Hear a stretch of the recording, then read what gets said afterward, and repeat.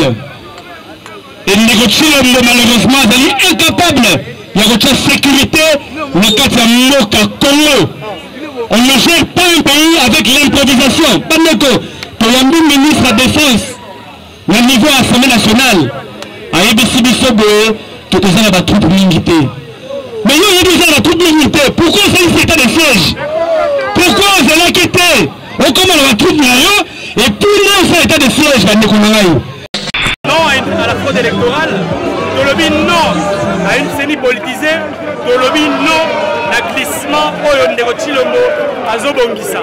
C'est pour cela que la Mouka est organisée dans 4 districts, d'organiser une matinée politique de réveil pour conscientiser le peuple congolais que le 15 septembre, Bissonio sur la balabala. Bandeko, Botalambo Canabiso Congo, Bassi na Bassi, Botala Courant Nengeza Bokende. Combien de Congolais na milito baza na courante na mboka oyo?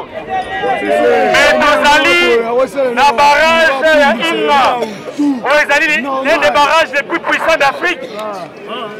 Tozali na bamai ebele. Mais tozomela ba forage, mais ba forage. Lokola banyama moko boye. Bandeko nazalaki opesa bino bilan. Bilan ndeko Félix Tshilombo.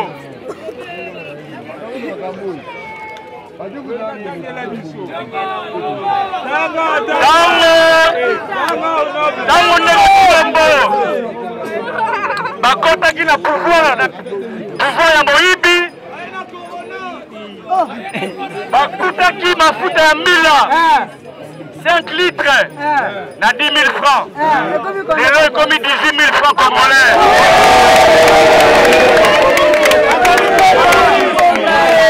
Tango bakotaki na pouvoir na bango ya moyibi Thomson 16 plus ezalaki na 17 $. Lelo ekomi 42 $.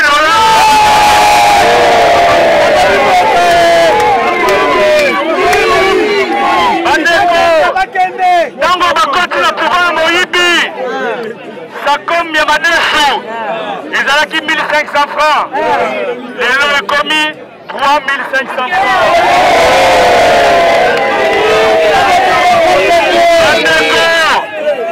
Tango bakoti na pouvoir na bango moyibi carton poulet ezalaki 10 $. Lelo ekomi 21 $.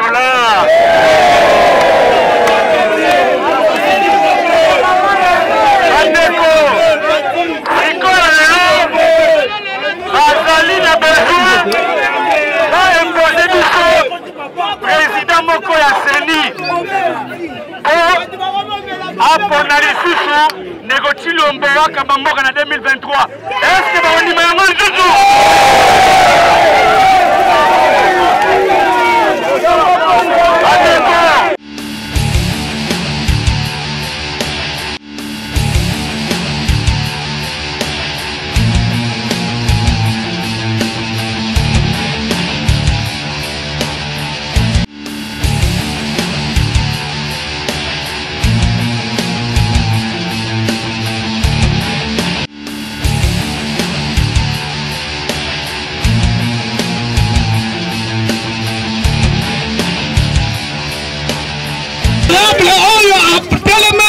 Tshilombo kama jipu wane kota mai ye wana azoloba avana pesa mikrobi sana se tobetele maboko makasi.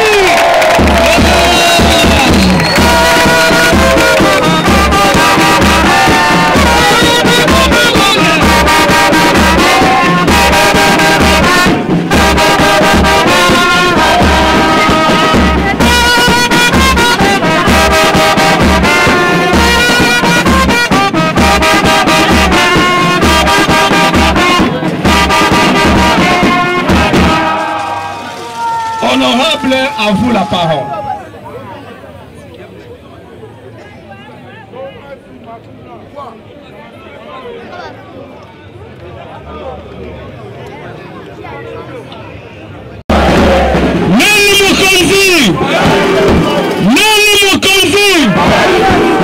Écoutez,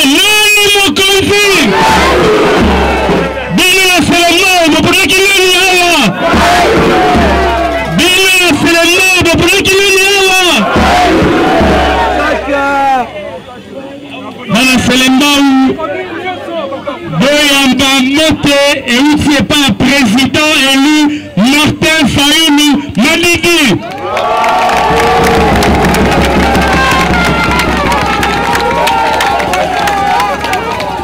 Effectivement, la République démocratique du Congo Mobimba, Topone qui m'a conduit président élu Martin Fayulu. Mais malheureusement, Kabila n'a qu'une a écopé la biso un président. Est-ce que Kabila va l'animer? Est-ce que va l'animer le sous-sous? Bayi Babiso les sous-sous de l'élection de 2023.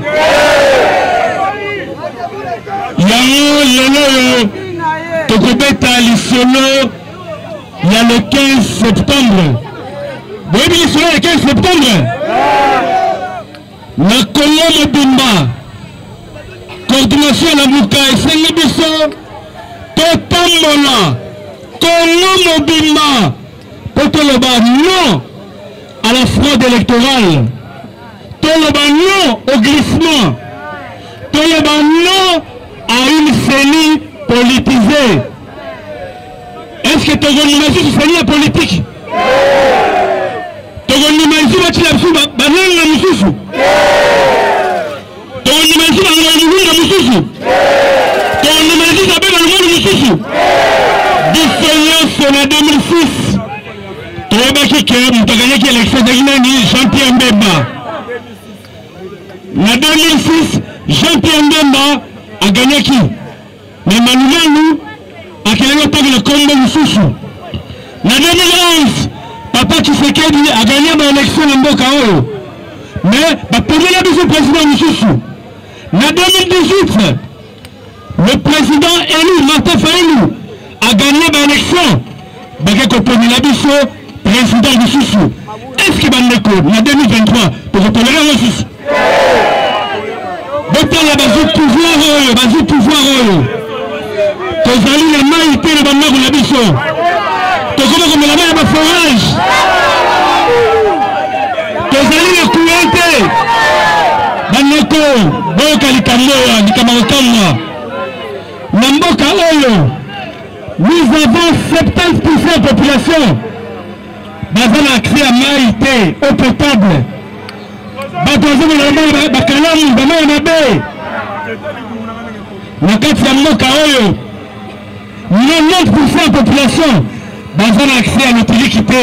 Est-ce que c'est normal bandeko? Mais banya besoin pouvoir, banya besoin pouvoir Fayulu baza faire la nini bakosi biso téléphone ekiti ote bangi ekiti te le bona Valérie Soso Ekiti.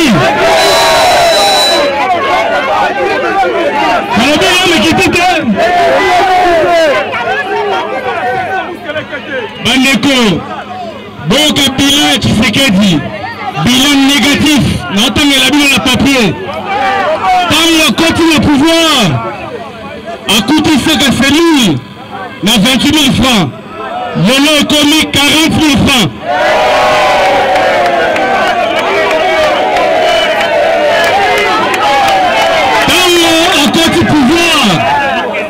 A coûté 25 000 francs. Les lots commis 38 000 francs.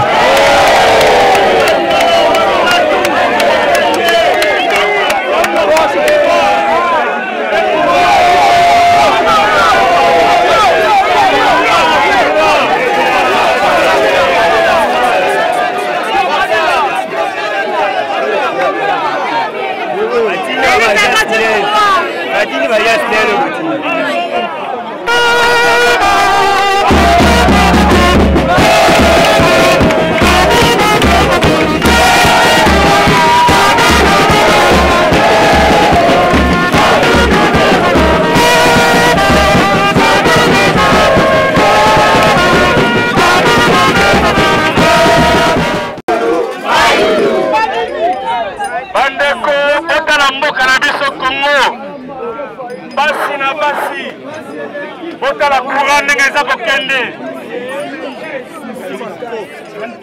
Combien de Congolais la milite dans la courante dans Mboka Oyo? Mais Tozali, la barrage, il y a une Katanga. L'un des barrages les plus puissants d'Afrique. Tozali na bama yebele. Mais tozomela la forage, mais la forage. Lokola banyama moko boye. Bandeko, nazalaki opesa bino bilan. Bilan ndeko Félix Tshilombo.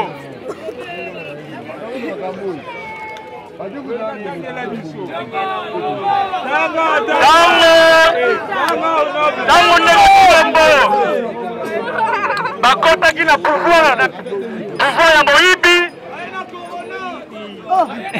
bakutaki mafuta ya mbila 5 litres na 10 000 francs.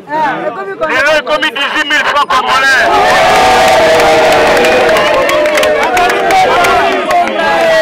Tango bakotaki na pouvoir na bango ya moyibi Thomson 16 plus ezalaki na 17 dollars. Lelo ekomi 42 dollars.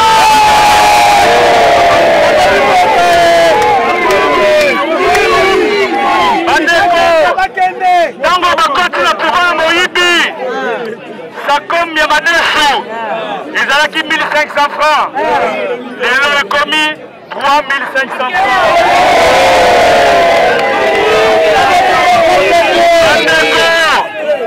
Tango bakoti na pouvoir na baba moyibi carton poulet ezalaki 10 dollars. Lelo ekomi 21 dollars.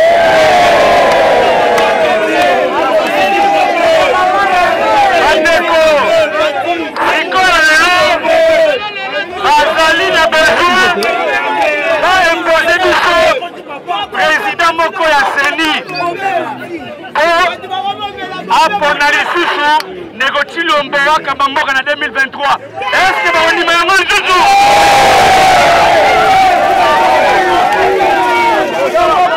Bandeko, c'est pour cela que le Bible est le 15 septembre, le 15 septembre, Bissonio na balabala.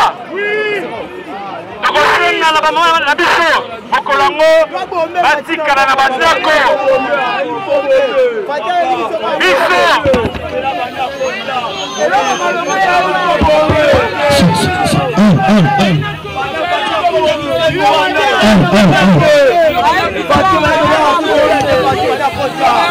Bandeko, botala eloko oyo pouvoir ya Tshilombo emeli biso. Emeli biso na bombe. Bamemeli biso bombe.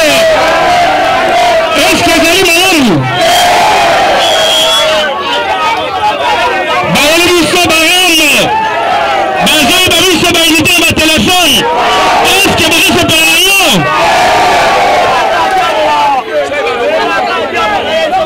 Tokomi komona pe bandeko babavile policière ekomi ebele koleka. Bapolicier bakomi koboma bakongolais. Est-ce que ezali normal? Bakomi kobena baéclaireur bakomi kotumisa bato. Est-ce que ezali normal? Biso na niveau ya parlement tosengaki na moso question orale avec débat tobengisa ministre intérieur po totuna ye pourquoi na kati ya Congo bapolisier na biso batambola na bakalashnikov ba AK-47 ba M16 ezali ba arme de guerre. Bandeko policier akoki kotambola na matraque na bamenote au minimum na pistolet. Mais na mboka na biso policier azotambola na arme de guerre. Ba arme de guerre esalami mpo ekende na est ya pays. Totuli mpe banani bazokoma bapolisier na kati ya Congo. Okomona ye na se kuluna ye wana akomi policier. Est-ce que ezali normal? Okomona policier bazopesa formation ya malamu te. Est-ce que ezali normal? Mais eloko mosusu mpe tolobaki policier azali mutu azali na droit ya salaire ya malamu. Lelo oyo ozofuta policier 120 000 francs congolais azali na bana 5 akobokola bango ndenge nini akotangisa devant le Parlement, on l'a dit clairement qu'il est possible de refouler à chaque policier $300 dans Moutou.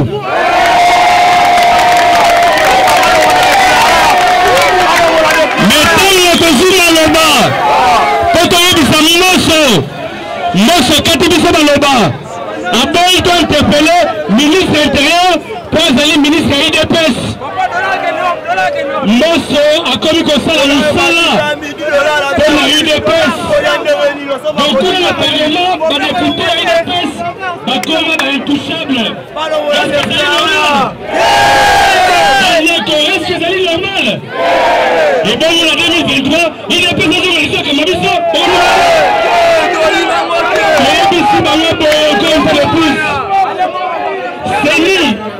Et qu'on va la politiser, Bandeko, Nangaï.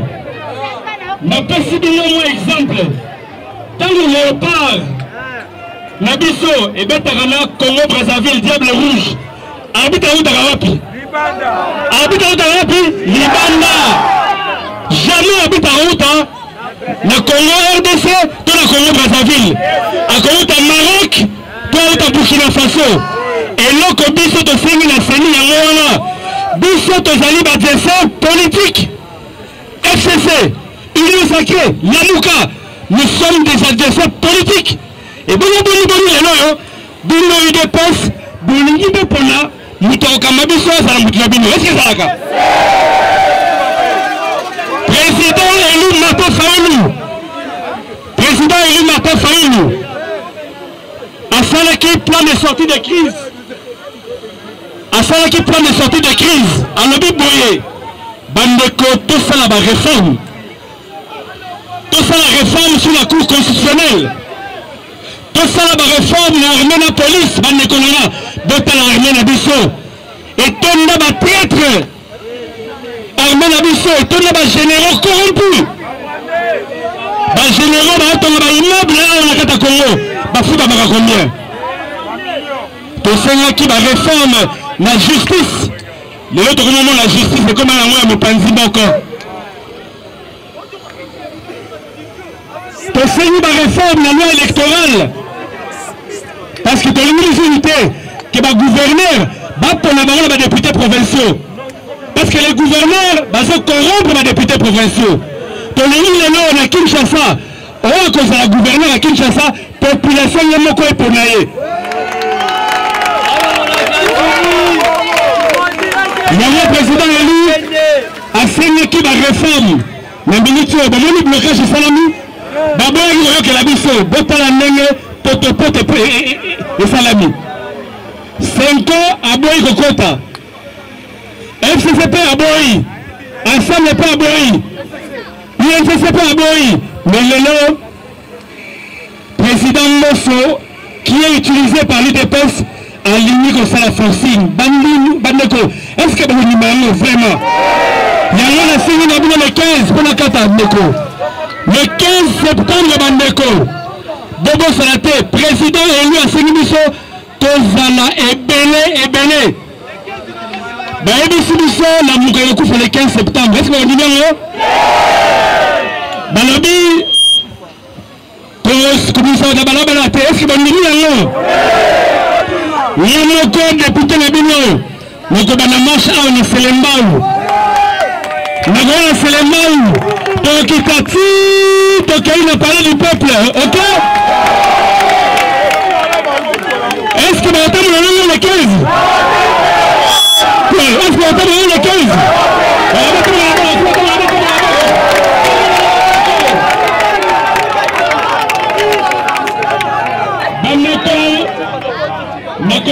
Le 15 septembre, il faut délivrer le mot KO. Bakambra mot à l'improvisation. Bota la marmose à l'état de siège, Bandeko. Makamosoni, échec total. Plus de 600 personnes tuées, Bandeko Nanga. Lobby 14 personnes Bakoufaki. Est-ce que c'est le Bandeko Nanga? Bandeko Nanga, pardon vraiment, je pense que c'est ça qui est rare. Il faut garder 1 minute de silence, Bandeko Nangaï. Pour la Makamouze Salamana Est pays, s'il vous plaît. Devant la Kimia pendant 1 minute, tokanisa bandeko na biso ya est pays o bazo souffrir bazo violer ba maman bazo kata ba kingo et malheureusement pouvoir chilo moiso kokate une minute de silence merci beaucoup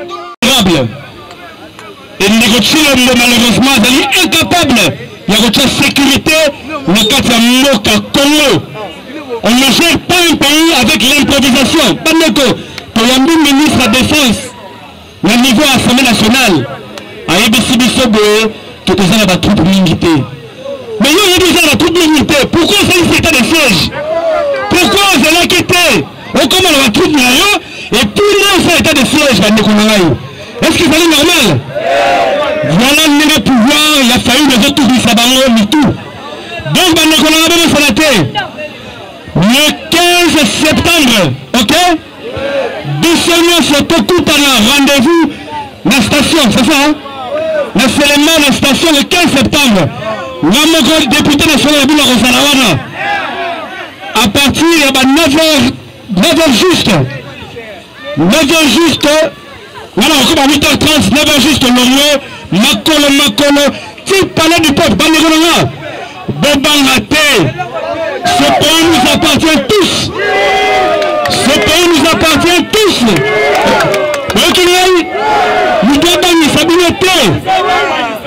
Il faut social à Congolais changer. Bati Kakoyi Babiso, Mbonga Baram, tous à la courant à main, ils sont là, malade, Bandekonanga. Tala échec Moussoussou, gratuité de l'enseignement Bandekonanga. Tala échec Moussoussou, gratuité de l'enseignement. Est-ce que vous avez le peuple d'abord? Est-ce que vous avez le peuple d'abord? Bandekonanga, Bobette, la présidente, Makassi. La personne merci beaucoup. Rendez-vous le 15 septembre. Vous représentez bien s'il vous plaît. Vous représentez bien aussi les différents responsables de la SID FUNA. Bandeko, parti d'Abisso, comme on a SID. Le président Faïnou. Malingi, Bandeko, Bosso Mabakarte. Beaucoup de membres, il y a SID. Ok? Les 104, pour ça, yaka. Voilà, Tala Mouninga avait déjà la carte. Voilà, Tala Mouninga nous suit la carte. Pour mettre la carte donc, la carte est 2000 francs congolais. Au justice, soit on a Kassavou, le siège d'Abisso en face, le stade de Martyr, ton le bureau Selembao. Tu as deux bureaux de Selembao. Selembao 1, et ça côté Yafana. Aromasuba, voilà. Et Boussou, c'est deuxième jour, il faisait le camping. Donc, seulement il y a 4 membres de la partie auquel on a bureau, ok? Alors, je suis dans le camping. Boussou, il siège à ICD en face, c'est stade de Martyr. Siège Boussou, il y a Makala. Siège Boussou, il y a Boulou. On a représenté rapidement, responsable.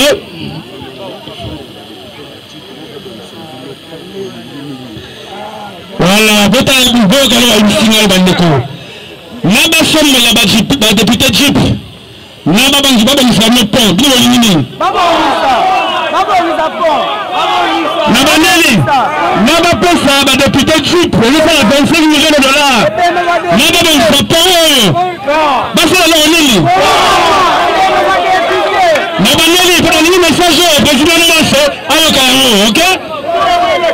Naba pesa ba député 500 Jeep 25 millions de dollars.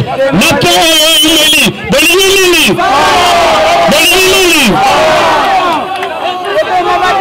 Tolini pe badongisa mama yembo bandeko na ngai avec 10 millions de dollars tokoki kobongisa mama yembo mais lelo malheureusement 25 millions de dollars pour balingi corrompre la députée. Est-ce que c'est normal bandeko? Donc dans ceux qui sont là bandeko na ngabo santé carte c'est décidé 2000 francs congolais. Mais prochainement bandeko, si tout va bien, ceux qui bolingi Malingi dans 3 mois tu es le président élu Martin Fayulu Awa. Tu fais la meeting là nous na président élu na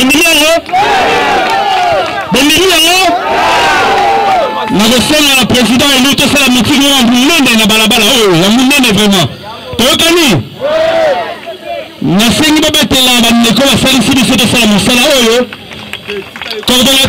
José Ngoma bobetela maboko makasi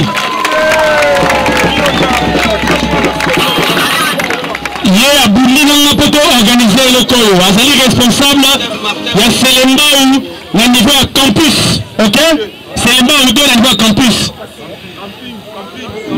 le camping, pardon, le camping. Na sengi pe bata papa Simon maboko makasi, papa Simon yana.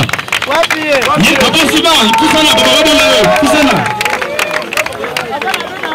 Obetela papa Simon maboko makasi. Yazali responsable Selembao 1. Non, Henri Masuba, responsable ya SID. Obetela maboko makasi. Ezala bakonzi mususu wazali adjoint na ngai. Bobetele maboko makasi makasi na kopesa maloba eside oye eside oye nani mokonzi nani mokonzi nani mokonzi. Voilà, merci de ce pays dans la mobilisation. Félicitations à bakambi ya Selembao. Et merci aussi à la responsable de la commune environnante.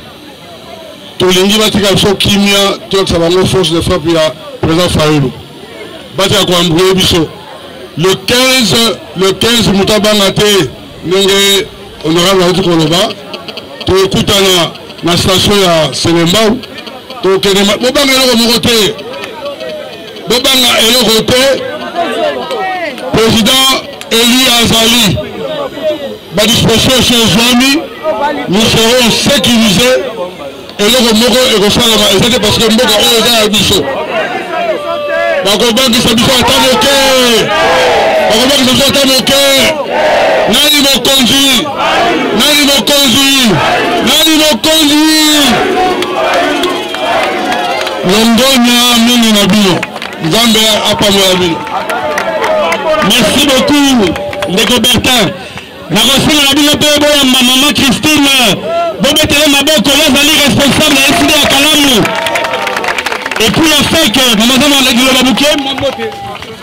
Batata na ba maman mbote na biso. Nani mokonzi?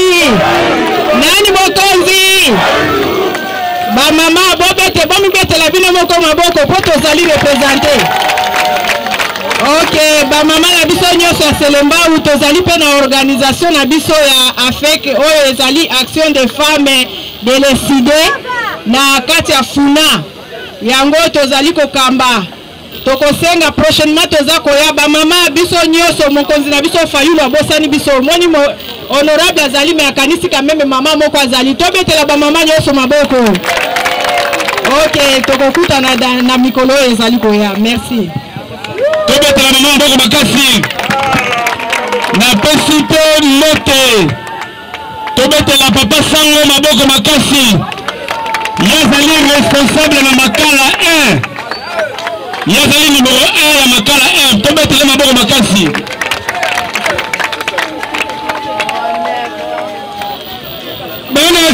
bana ya Funa oye bana Funa oye tozali 7 communes hein so lengi ko zwa ko tetabana momuke biso basango to ba boboto biso bana makala bosate bana makala basanya ok tozu elengesa bote balobi awa na précision pongo yango za simala biso ezali po kaluka oza ko relier kitama Selembao biso nyoso makala bumbu to sope moye ya kobika bote na yango na likoloba bobi ndenge to soki elengesa lelo to kosa matin bana Fayoulou président Eli soki to sui elengesa boko sénateur beto Fachi beto pionde boyoga ezali effort ya Fayoulou le président Eli a sa meeting na lisundi ya honorable Ndombasi na biso to pesa ki maboko to zu elengesa boite yango wana merci yango wana to yeba komema sango ya le 15 septembre biso nyonso wapi nasembo policier aza wana mpona kosécurize biso kobona policier te bamisala bao mpona kosécurize biso. Merci. Tobetela maboko tokomi sikoyo na bakala 2 responsable yeyo te bobetela maboko makasi ako se présenter et puis maamuzinoba rapidement. Bana eside oye bana faili oye nani mokonzi ya solo tosepeli mingi na le 15 biso nyonso bakomi na biso nyonso afuna tokutana ndenge honorable alobi biso nde tokobangisa bango ata ndenge bazolobake bango bakotya marche na bango bakokoka te puisque biso toza force ya peuple. Alors tokobangisa bango biso nyonso na balabala biso nyonso na mulongo na le 15 ndenge toyokani na station tokutani tokei toyokani toyamba sikoyo coordonnateur ya Kasavubu ndeko Pierre bobetele maboko bandeko nanga bandeko nanga mbotela bino. Merci. Tobetele maboko tokobona sikoyo responsable ya Bungu ndeko Tati wapiye ndeko Tati tobetele maboko makasi yazali responsable ya Bungu tobetele maboko. Monsieur Murabe mbote na bino nyonso mbote na bino nyonso bon nalingai naloba boye na district ya Funa toza na le seul commune oyo ezaki ekabaka bavoi mpo bahonorable eza Selembao Bungu Makala bamonaka biso lokola bapayation c'est-à-dire avokota na ndako babiloko oyo batandaka wana toza bakominoka bayuma. Alors fini la récréation bino nyonso boyo sadere na eside. Au revoir.